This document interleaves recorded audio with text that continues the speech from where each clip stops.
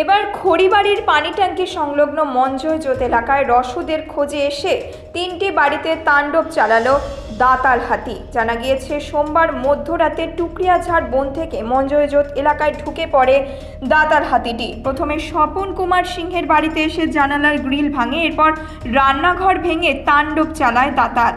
পরে সুধীর কুমার গোপ নামে আরেক বাসিন্দার ঘর থেকে চালের বস্তা ও জয় সিনহার বাড়িতে গিয়ে ঘরের দেয়াল ভেঙে ধানের বস্তা, আটার প্যাকেট নিয়ে যায় হাতিটি। এরপর স্থানীয়দের চিৎকারে বনেও ফিরে যায়। ঘটনার খবর পেয়ে মঙ্গলবার ঘটনাস্থলে আসেন বন দপ্তরের কর্মীরা।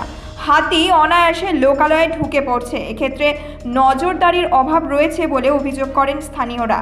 বন দপ্তর উপযুক্ত ব্যবস্থা গ্রহণ না করলে আন্দোলনে নামার হুঁশিয়ারি দিলেন তারা। কালকে দাতাল হাতি আমাদের জঙ্গলে পাশে বাড়ি।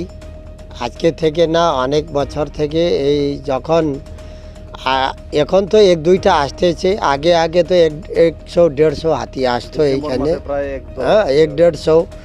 আমরা চাই এই জঙ্গলের পাশে আমাদের গ্রাম আছে, এই গ্রামের মধ্যে একটা সাজেশন হোক কি করে এটা আটকানো যায়।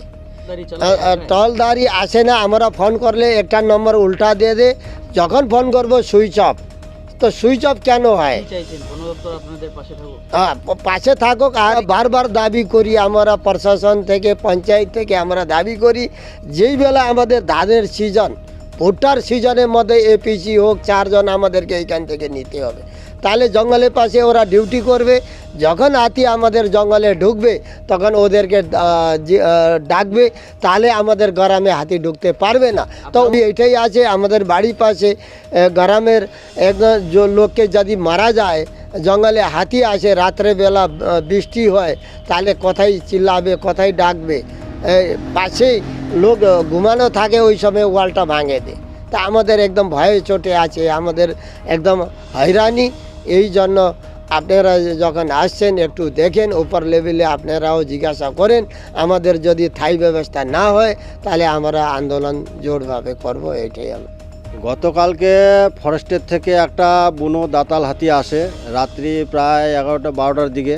মানুষ, মেহনতি মানুষ, সারাদিন কাজকর্ম করে গিয়ে ঘুমায়, ঘুমানোর সময় সেই হাতি আসে, পাকা ওয়াল ভেঙে ধান টান বার করে খায় না। তারপরে মানুষের জানের উপরেও একটা আশঙ্কা ছিল যে হাতিটা খুব ভয়ানক এবং এটা কোন সময় মানুষকে মারবে তার কোনো হদিশ নেই।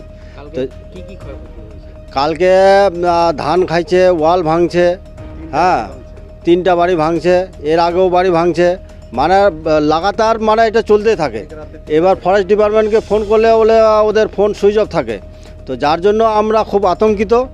আর যদি এই হাতিটা এখান থেকে তাড়াতাড়ি অতি শীঘ্রে ব্যবস্থা না করে, তাহলে আমরা এজ এ পাবলিক হিসাবে আমাদের আত্মরক্ষার জন্য আগামী দিনে হয়তো আমরা বৃহত্তর আন্দোলনের মধ্যে পাবলিক নিয়ে যাইতে পারি, রোডে নামতে পারি। বন দপ্তর থেকে আসছে, ইনকোয়ারি করে গেছে। এখন সহযোগিতা বলতে কি, এখন আমার একটা ওয়াল ভাঙছে, মিস্ত্রি লেবার মিস্ত্রি খরচায় তো 500 টাকা, তাহলে ওনারা ওখান থেকে 1500-2000 টাকা দিবে, তাতে করে আমার কি হবে? যে হ্যাঁ, আমাদের যাতে উপযুক্ত মানে ক্ষতিপূরণ দেয়, আর এই হাতিটাকে যাতে সুব্যবস্থা করে এখান থেকে নিয়ে যাওয়ার, এইটাই আমরা চাই। ক্ষয়ক্ষতি, হাতটা ভেঙে ফেলছে, চালগুলো নিয়ে খেয়ে ফেলছে, বাড়ি ভাঙছে। কারো কোনো ক্ষতি করছে? আর ক্ষতি ভালো, প্রাণী নষ্ট করেনি। যদি ও না পালাইতো ওকে মেরে ফেলতো। মোবাইল ফোন করছে, সুইচ অফ। এখন মেম্বার আসছিল আমাদের, ও দেখে গেছে, যখন সরজমিন করে গেছে। ও বেচারা দয়া দেখে একটা প্লাস্টিকও দিয়েছে। এখন কি চাবো? ক্ষতিপূরণ কোনো করে দিলে ভালো। তারপরে এখানে আমাদের এখানে রেগুলার যাতে ডিউটি হয়। এখন থেকে নিয়ে এখন আজকে প্রায় 3 মাস অবধি, 3-4 মাস অবধি কই কিছু বলেনি তো। ওই ইনকোয়ারিটাই করলো। সো এখন বিটবাবু কি বলবে না বলবে সে এখন ওরাই জানে। খড়িবাড়ি থেকে প্রশান্ত বর্মনের রিপোর্ট, নিউজ মেট্রো।